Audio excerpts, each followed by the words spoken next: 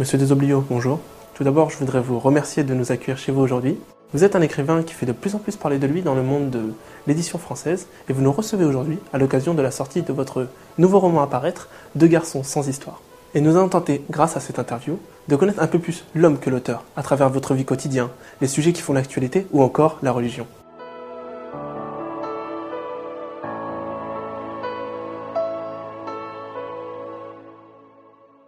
J'ai 57 ans, je suis né à Paris, où j'ai toujours vécu depuis.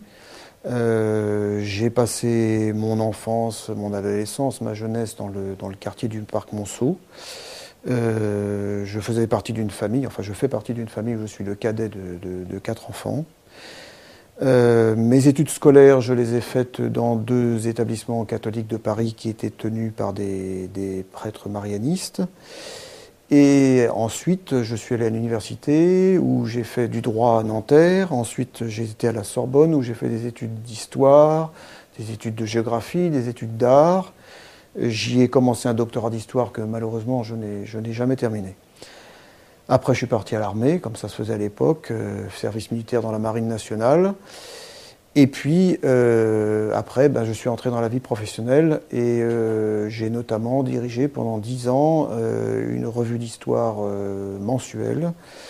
Et puis, depuis déjà quelques temps, je suis libre, si je puis dire, pour me consacrer totalement à l'écriture.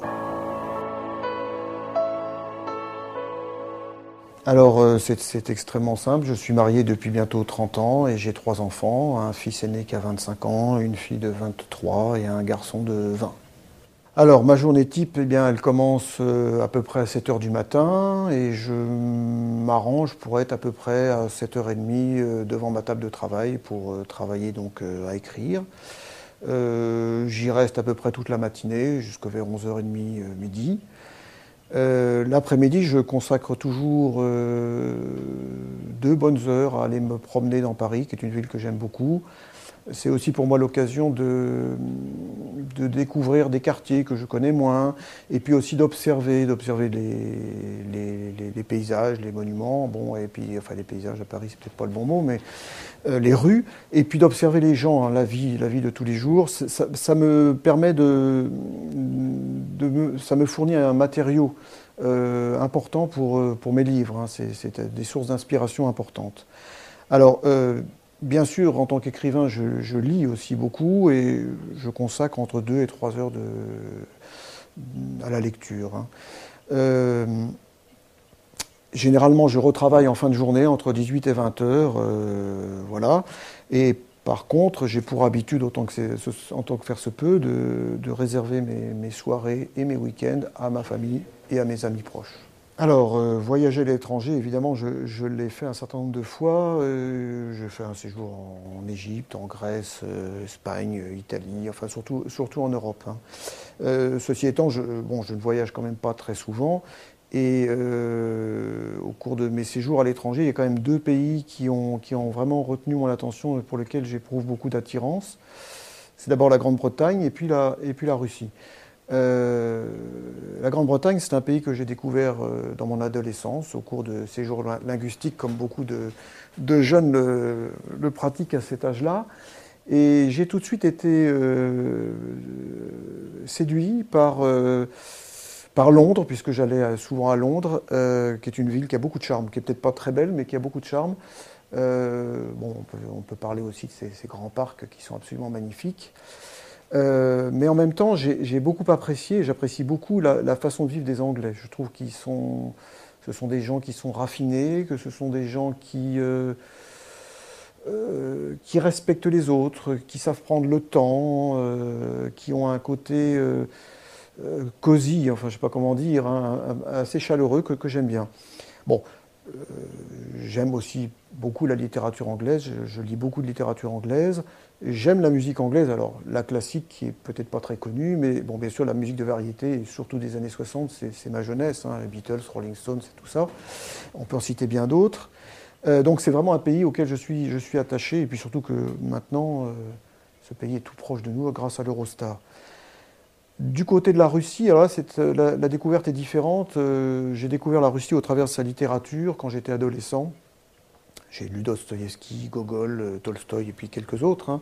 Et ça m'a vraiment donné envie d'aller découvrir ce pays parce que j'ai tout de suite accroché avec l'âme slave, avec tout ce que ça comporte de, de résignation, de fatalisme, de personnages compliqués, torturés, une vie douloureuse. Bon. Et puis j'ai eu la chance, dans les années 70, de pouvoir me rendre, alors à l'époque en Union soviétique, hein, et j'ai découvert un pays qui m'a beaucoup plu. Alors bon, j'y suis retourné plusieurs fois, à l'époque soviétique, puis à l'époque russe maintenant.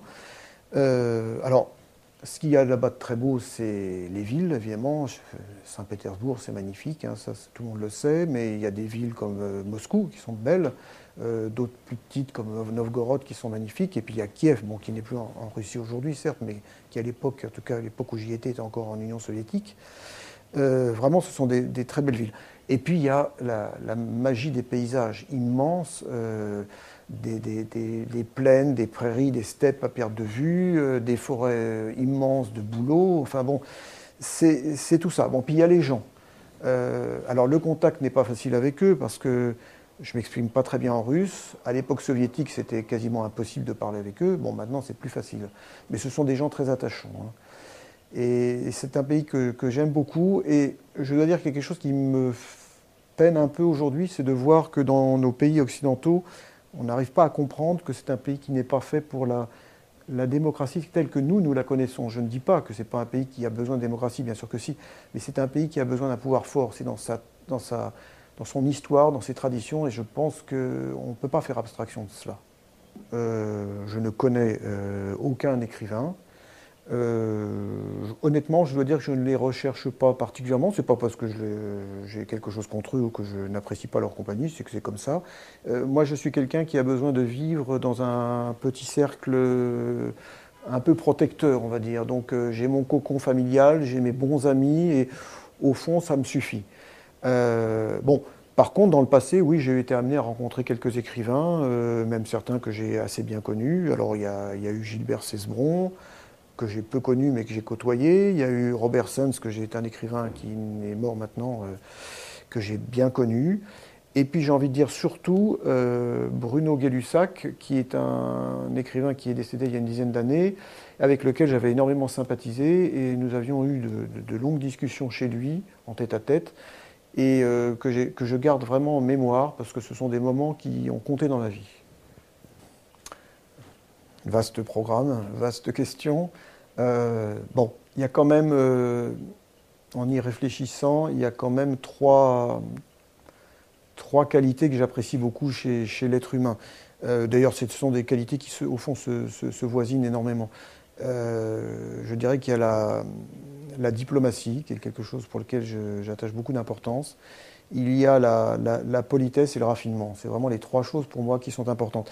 Alors, diplomatie, pourquoi ? Parce que quelqu'un qui est diplomate peut tout dire à quelqu'un d'autre, même des choses pas agréables à entendre.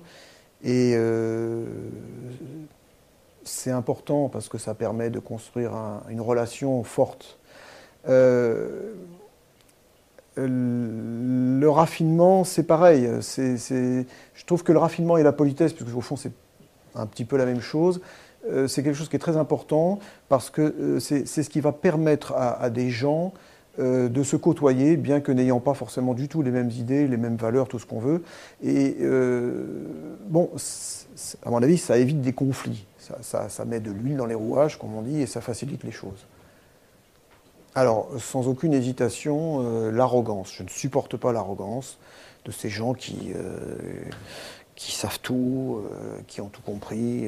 Bon, pour eux qui tout est évident, il n'y a pas de problème. Bon, ça c'est quelque chose que je déteste par-dessus tout, comme je déteste d'ailleurs beaucoup aussi l'agressivité. Quelqu'un d'agressif, moi je pars en courant, hein, ça c'est clair et net. Et puis alors il y a la vulgarité. Ça, je ne supporte pas, parce que je trouve que c'est tirer les gens vers le bas. Et là, j'ai peut-être été un peu méchant pour la télévision, mais franchement, les émissions de télé-réalité, ça, je ne supporte pas. Alors, il y a une autre catégorie de gens que j'aime pas. Je ne sais pas à quel endroit les situer. Ce sont ces gens, vous savez, sur lesquels vous n'avez aucune prise. Ils ont une espèce de carapace autour d'eux. Alors ce sont des gens très sûrs d'eux, etc. Mais je suis intimement persuadé que cette carapace cache une grande faiblesse à l'intérieur d'eux-mêmes. Et moi, personnellement, j'aimerais trouver le passage qui me permettrait d'ouvrir la porte pour essayer de voir ce qu'il y a dedans, parce que je trouve que c'est tellement plus intéressant de voir ce qu'il y a dedans que cette carapace. Et ça m'horripile parce que ces gens-là, on ne trouve pas la faille pour rentrer. Voilà. Là aussi, vaste question. D'abord, je voudrais dire une chose, c'est que la société d'aujourd'hui, à mon avis, n'est ni pire ni meilleure que celle qu'on a pu connaître dans le passé ou qu'on connaîtra peut-être dans le futur. Bon, elle a sa qualité et ses défauts comme toute société de tout temps et de tout endroit. Alors, on va peut-être commencer par ses bons côtés. D'abord, je pense qu'on est dans une société où il y a un progrès technique qui soit dans le domaine de la science ou le domaine de la médecine qui est absolument considérable et qui évidemment nous apporte des facilités, nous donne des chances exceptionnelles. Bon, on n'a pas besoin de parler de la médecine, où on a fait des bonds extraordinaires depuis plus de 100 ans. Bon, on pourrait parler aussi d'Internet, qui est un outil absolument remarquable et dont moi je me sers extrêmement souvent. Hein. Tout le monde s'en sert, c'est-à-dire c'est extraordinaire. Alors, Internet me permet de dire que là, on touche les limites de ce progrès, et c'est là où je deviens plus critique, c'est qu'on a l'impression aujourd'hui que les inventions de l'homme, la science, etc., et Internet, l'homme est en train de laisser échapper les outils, qu'il ne les maîtrise plus. Internet, c'est flagrant, parce que quand vous allez sur Google, d'abord vous trouvez tout et rien, vous ne savez pas si ce que vous trouvez est vrai ou c'est n'importe quoi, parce que finalement il y a n'importe quoi, et on a l'impression que le moteur de recherche de Google n'arrive pas à maîtriser ce flux d'infos qu'il y a. Bon, ça c'est une critique que je ferai de la société.